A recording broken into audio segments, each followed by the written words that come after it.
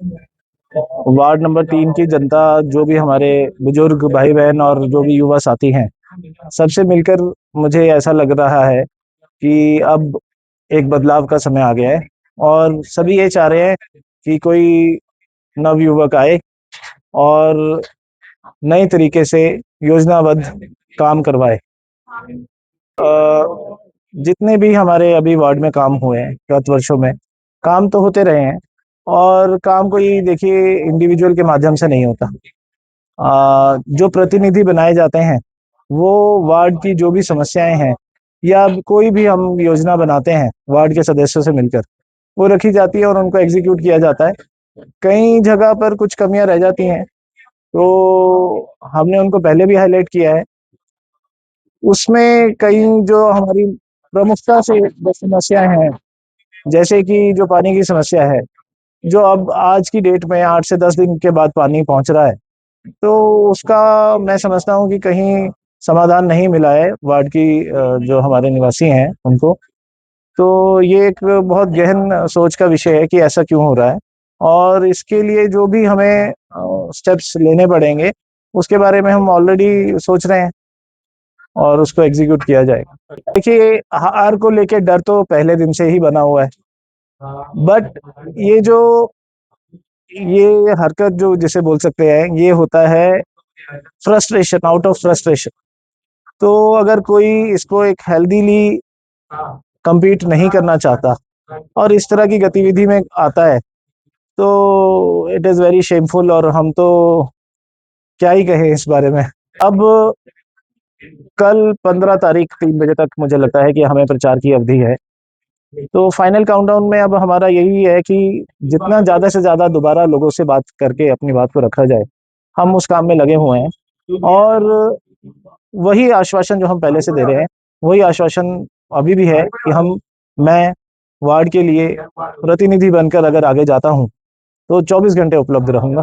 Ward की जितनी भी समस्याएं हैं, उनको योजनाबद्ध तरीके से सभी वार्ड के सदस्यों से सलाह मशवरा करके आगे रखूंगा और इस काम को कुशलतापूर्वक एग्जीक्यूट करूंगा। प्रायोरिटी देखिए, सबसे प्रायर जो चीज़ होती है लाइफ में, वो है पानी। पानी की समस्या हमारे वार्ड में और सभी वार्डों में बहुत ज़्यादा है, बट यहाँ पे अगर आप देखेंगे तो 10 दिनों के बाद पानी आ रहा है। मैं पहले भी अपने किसी इंटरव्यू में बता चुका हूँ कि 4 लोगों के परिवार में 8,000 लीटर की स्टोरेज की व्यवस्था की है लोगों ने। तो इसका आप ये देखिए कितना वो पड़ रहा है, इफेक्ट, नेगेटिव इफेक्ट पड़ रहा है लोगों के ऊपर। हमारी कोशिश, हमारा जो सबसे पहले करवाने का टारगेट यही रहेगा कि पानी की व्यवस्था को सुचारू रूप से किया जाए।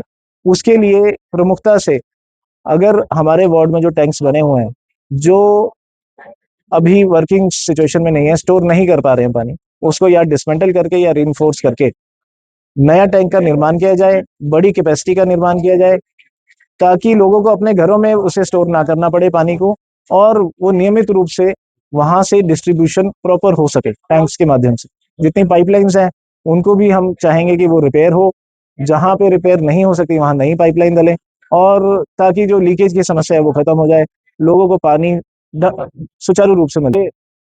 जो हमारे वार्ड में एरियाज हाईवे के साथ लगते हैं, उन एरियाज में, उन घरों में, उन शॉप्स में जो गार्बेज कलेक्शन है, वो फिर भी एक दिन छोड़ के कंसेक्टिव डेज में हो जाता है।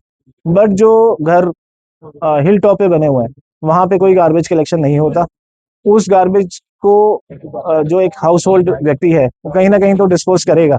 वो या तो नालों में फेंक देता है उसे, या फिर उसके जो पाइल्स बने हुए हैं जगह जगह पे आप देखेंगे वार्ड में, तो वहाँ पाइल्स बने हुए हैं। अगर आप वार्ड नंबर 3 में थोड़ा सा आगे जाएंगे, पुल के पास एक बहुत बड़ा डस्टबिन रखा हुआ है और उस डस्टबिन पे स्पष्ट शब्दों में लिखा है यहाँ कूड़ा ना फेंके। तो ये एक आ, मतलब समझ से परे की बात है कि ऐसा क्यों किया गया होगा, डस्टबिन रखा गया और उस पर कूड़ा नहीं फेंक सकते। पर ये जो व्यवस्था है कूड़े की, इसको बहुत सुचारू रूप से करने की आवश्यकता है। तो ये लार्जर स्केल पे देखिए, भारतीय जनता पार्टी की जो नगर निगम में सरकार बनेगी और ये कलेक्टिवली बहुत अच्छे से वेस्ट मैनेजमेंट का जो योजना है उसको एग्जीक्यूट किया जाए। क्या अपील करना चाहेंगे इस बात में? मैं सभी से ये अपील करना चाहूंगा कि जैसा सबको पता है कि हमारे राष्ट्र की आजकल जो सरकार है, भारतीय जनता पार्टी पिछले 3 टेन्योर से चल रही है। अब प्रदेश सरकार भी 2027 में भारतीय जनता पार्टी की आएगी। इस बार नगर निगम में भी भारतीय जनता पार्टी की ही सरकार बनेगी, तो मुझे अपना प्रतिनिधि बनाकर नगर निगम में भेजें, और ताकि मैं आपके जो जो भी समस्याएं हैं और नई योजनाएं हैं उनको वहां पे रख सकूं और कार्य को बहुत कुशलता से सुचारू रूप से करवा सकूं। धन्यवाद।